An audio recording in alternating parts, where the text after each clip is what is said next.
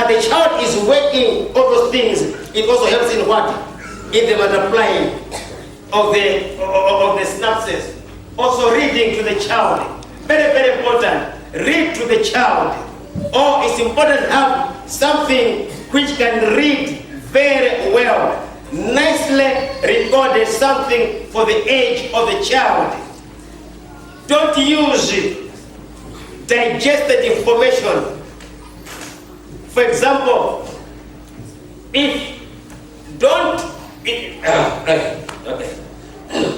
you are going to teach your child about Kenya, Nairobi, your child has not been to Nairobi, which is going to help a child's creativity? Is it reading a book on Nairobi to your child, or is it showing your child a DVD on Nairobi City? Which will build a child's creativity? Reading a book. Reading a book? Why? That's very correct. That's very correct. Because when you read, the mind is doing what? Digesting. The mind is digesting and also imagining. By imagining what happened to the child's brain, that's synaptogenesis. That's building imagination. But when your child is just seeing videos and there's no creativity, because everything is what?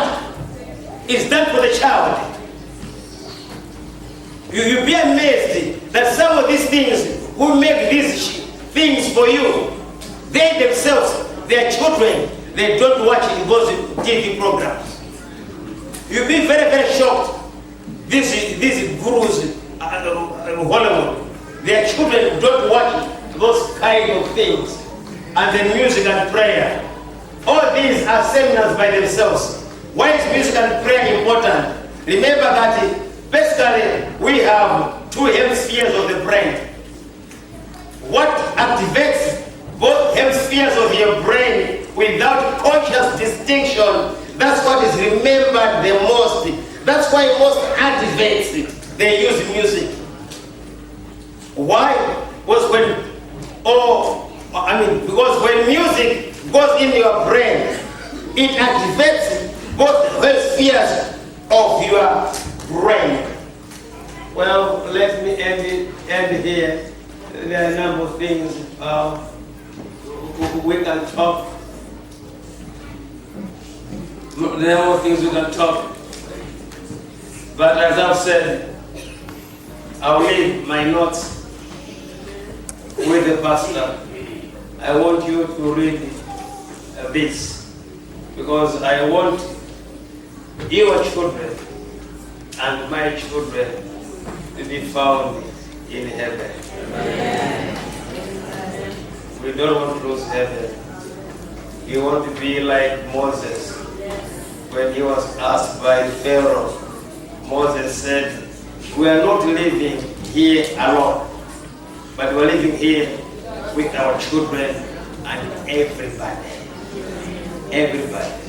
We need to pray for each other and pray for our children. If you're going to ask me, if my child is above the age of 3, is there any hope for me? I would say there is hope for you, because we have what we call brain plasticity. Now these days we have what we call Google. Google is quite an interesting teacher. Google. Just go and Google what is brain plasticity. Very interesting. Number 2, between the ages of 11 and 13, there is a secondary synaptogenesis, but it's not as strong as the one 0 to 3. But between the ages of 11 and 13, there's also another synaptogenesis.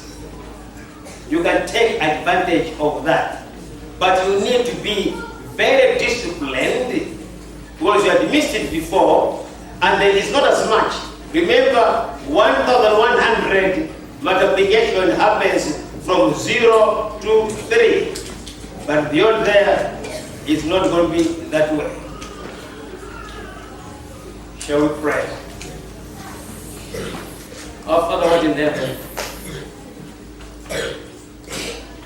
if something I said was just too complicated for me too, it's complicated. I've just read it, and I'm just teaching what I read. A human body is complex. We'll never know everything. But all what we are saying is that if we're not careful, these children who have given birth to, they will be taken away by the devil. That's what we are saying.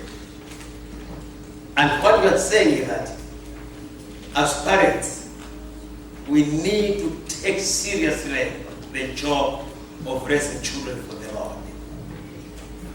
It is either we build them on the rock or we build them on sand. Building on a rock is not simple. It is hard work. It's digging, breaking the rock. Building on the sand is very, very simple. You just dig a little and it's a very deep hole.